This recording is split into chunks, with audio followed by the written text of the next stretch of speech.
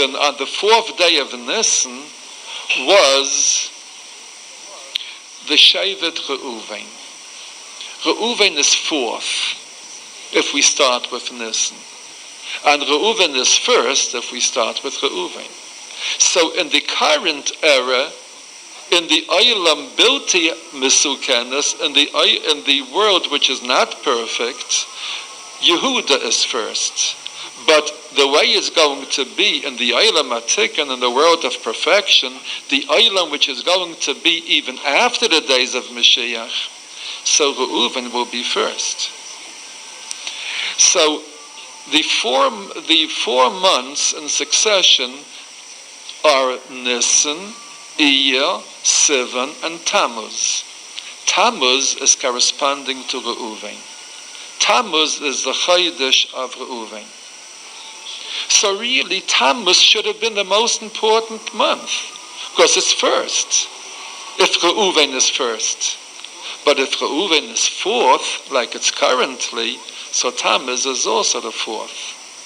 So what happened to Reuven? That happened to Tamuz. Reuven destroyed his life. Reuven sinned. He did an aviram, and he lost his bechayra. And instead of being 1st, he was relegated to being 4th.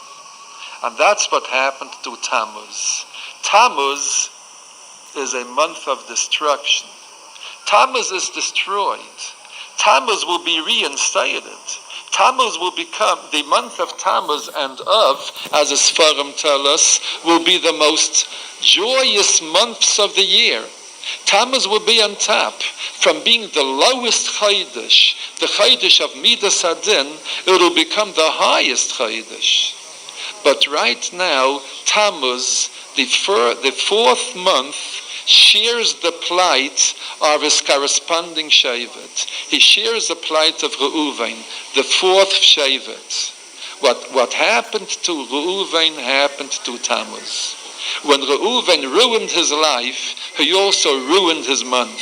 He ruined Tamuz, and Tamuz is the beginning of the destruction of the Beis HaMikdash.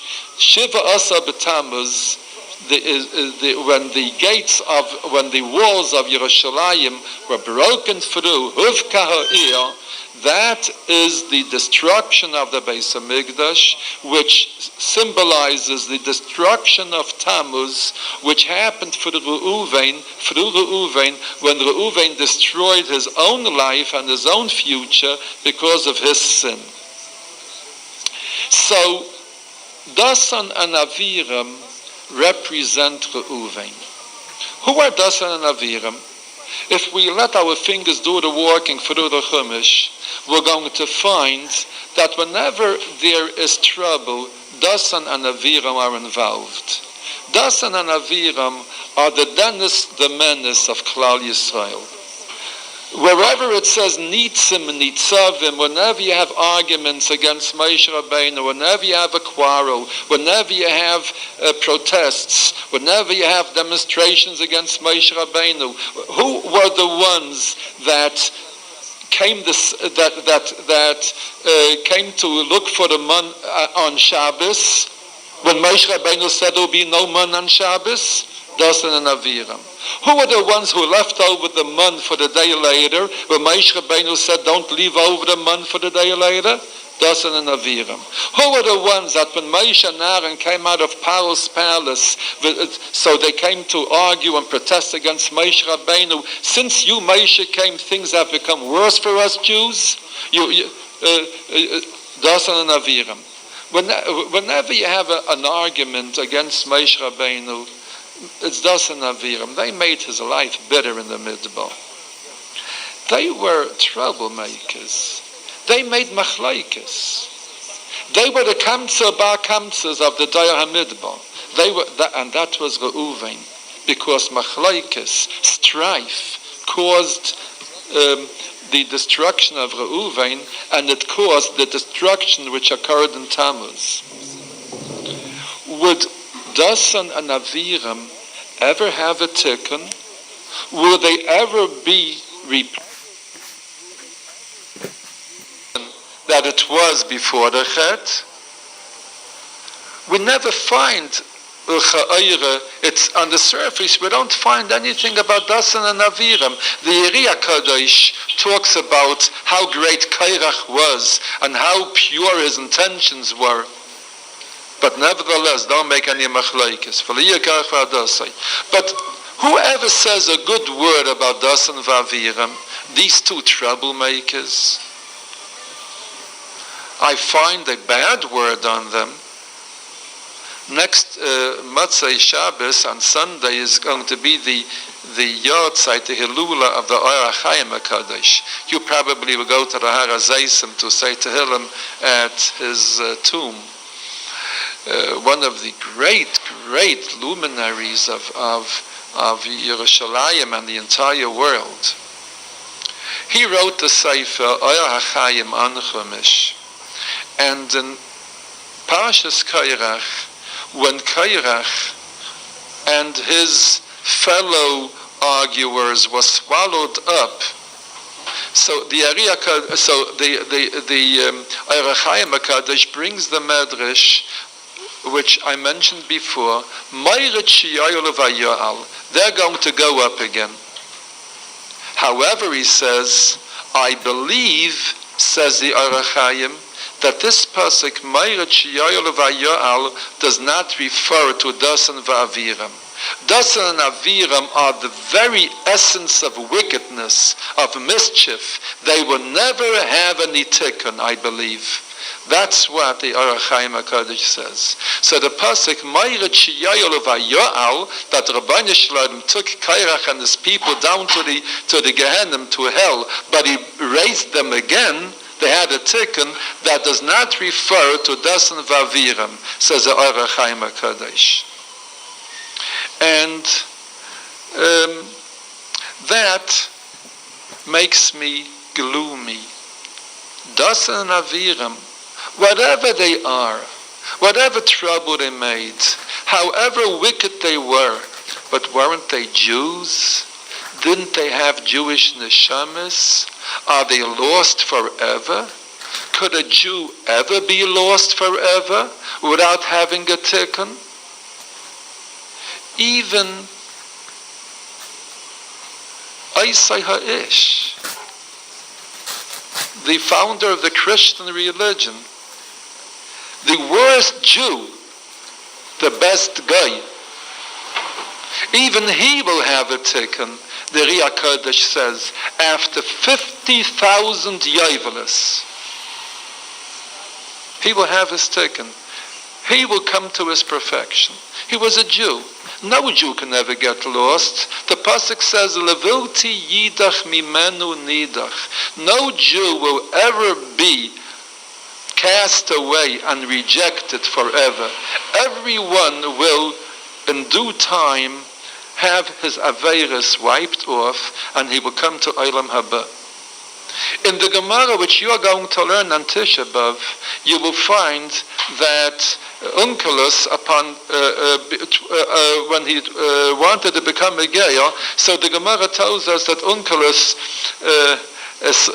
spoke to all the neshamas. He interviewed the neshamas of all the Rishayim, and he spoke to Titus and to Nebuchadnezzar and to all the other Rishayim, and he asked them, what about becoming a Jew? I want to become a Jew. Should I become a Jew?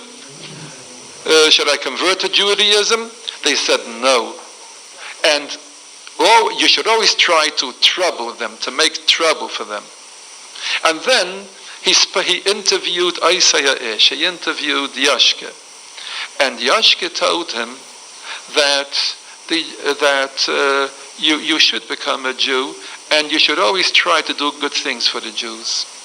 So the Maral in Netzach Yisrael says, because Yashke is a Jew, and when Onkelos talked to him, he was already in a different world, not in Olam Hazeh anymore.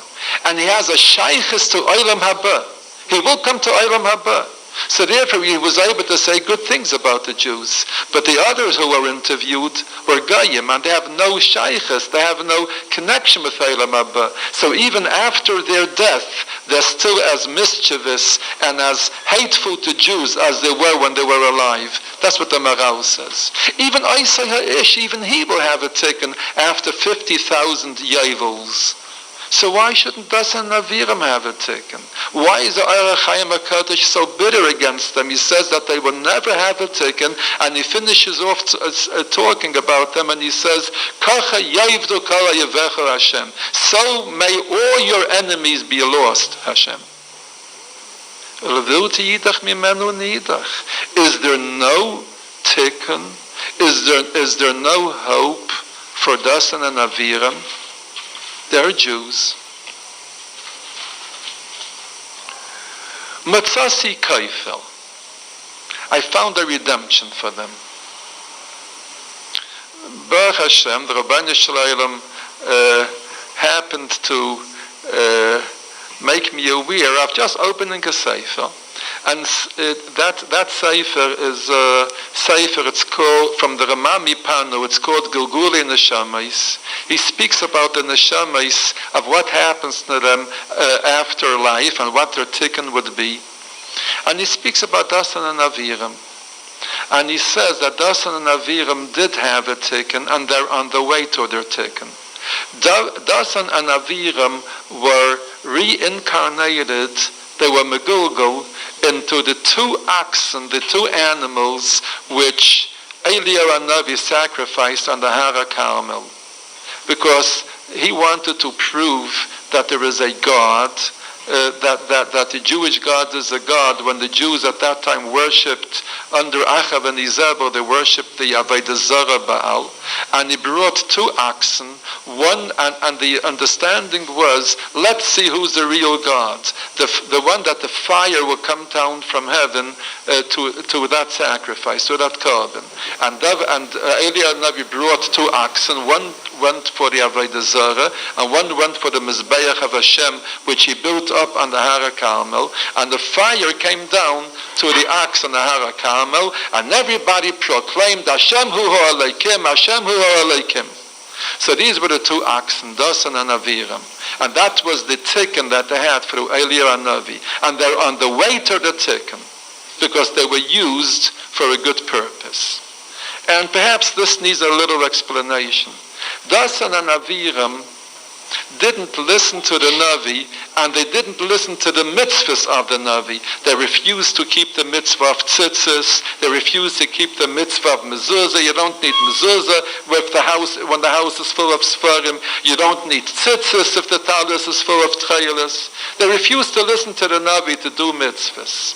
Their tikkun was that they listened to the Navi, to Eliyahu Hanavi, when he told them to do an aveira. L'shem Shemayim. Because you're not supposed to bring any korban except on the Beis HaMikdash. But there, Eliyahu Hanavi, through the Tzivui of Hashem, Hayras Sha'ah, was makriv the korban on the outside of the Beis HaMikdash, on the Har Carmel. So that was their tshuva. That was their tikkun. And they're on the way to the tikkun.